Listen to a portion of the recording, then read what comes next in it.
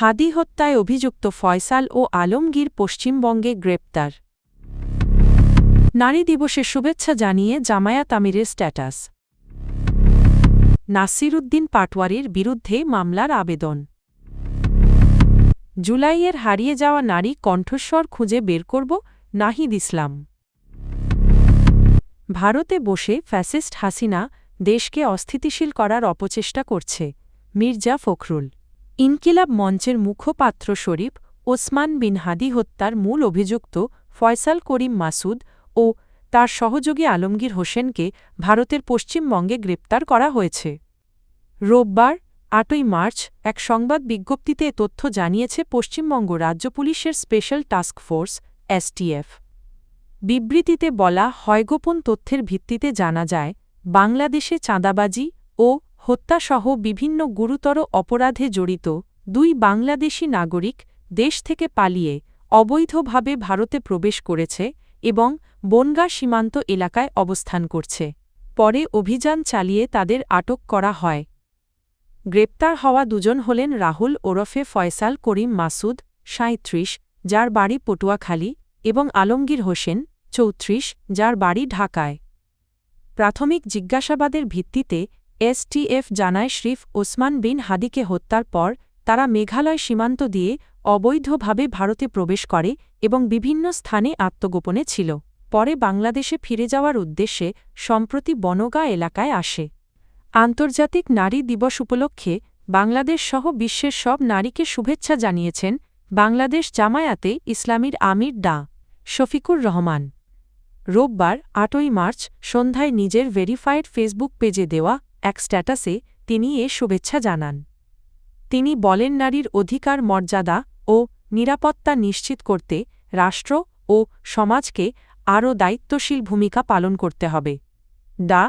শফিকুর রহমান আশা প্রকাশ করেন, নারীর প্রতি সম্মান, সম অধিকার ও নিরাপত্তা নিশ্চিতের মাধ্যমে একটি মানবিক ও ন্যায়ভিত্তিক সমাজ গড়ে তোলা সম্ভব হবে। প্রধানমন্ত্রীর রাজনৈতিক উপদেষ্টা ও বিএনপির স্থায়ী কমিটির সদস্য মির্জা আব্বাসকে নিয়ে মানহানিকর মন্তব্য ও অপরাধমূলক ভয়ভীতি প্রদর্শনের অভিযোগে জাতীয় নাগরিক পার্টির এনসিপি মুখ্য সমন্বয়ক নাসিরুদ্দিন পাটোয়ারির বিরুদ্ধে মামলার আবেদন করা হয়েছে। রোববার ৮ই মার্চ সকালে ঢাকার মেট্রোপলিটন ম্যাজিস্ট্রেট মো. হাসান শাহাদাতের আদালতে এ আবেদন করেন রমনা থানা বিএনপির সভাপতি মোহাম্মদ আশরাফুল ইসলাম। বাদীপক্ষের আইনজীবী মো. আমিরুল ইসলাম আমির বিষয়টি নিশ্চিত করেছেন।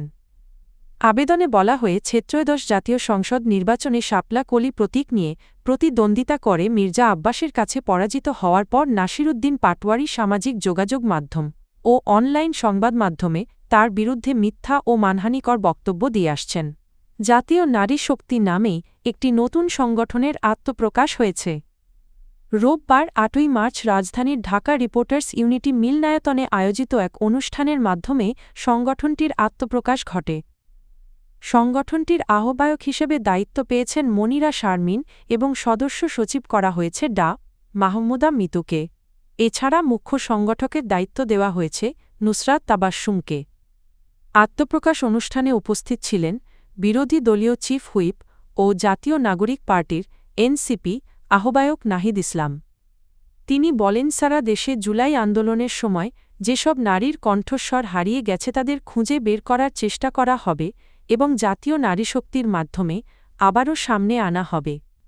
নাহিদ ইসলাম আরও বলেন, জুলাই পরবর্তী সময়ে নারীরা কেন রাজনীতির সম্মুখভাগ থেকে সরে গেছেন তা নিয়ে নানা প্রশ্ন রয়েছে। অনেক নারী সাইবার বুলিংয়ের শিকার হওয়ায় তারা রাজনীতি থেকে পিছিয়ে যেতে বাধ্য হয়েছেন বলেও তিনি অভিযোগ করেন।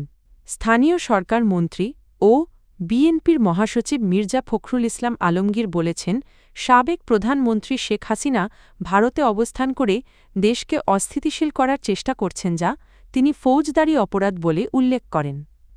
রোববার ৮ই মার্চ আন্তর্জাতিক নারী দিবস উপলক্ষে আগারগাঁওয়ে বাংলাদেশ ফিল্ম আর্কাইভ মিলনায়তনে মায়ের ডাক প্রামাণ্যচিত্রের উদ্বোধনী অনুষ্ঠানে তিনি এসব কথা বলেন। মির্জা ফখরুল বলেন, গত ১.৫ দশকে অসংখ্য পরিবার ক্ষতিগ্রস্ত হয়েছে এবং বহু মানুষ গুম ও হত্যার শিকার হয়েছে বলে অভিযোগ রয়েছে। তিনি বলেন এসব ঘটনার জন্য সংশ্লিষ্টদের কোনো অনুশোচনা দেখা যায়নি। স্থানীয় সরকার মন্ত্রী বলেন গুম ও হত্যার শিকার পরিবারের পাশে দাঁড়াতে সরকার আন্তরিক। যেসব পরিবার তাদের স্বজন হারিয়েছে তাদের সন্তানদের শিক্ষিত করা, বেঁচে থাকা এবং সম্মানজনকভাবে জীবনযাপন নিশ্চিত করার ওপর গুরুত্বারোপ করেন তিনি।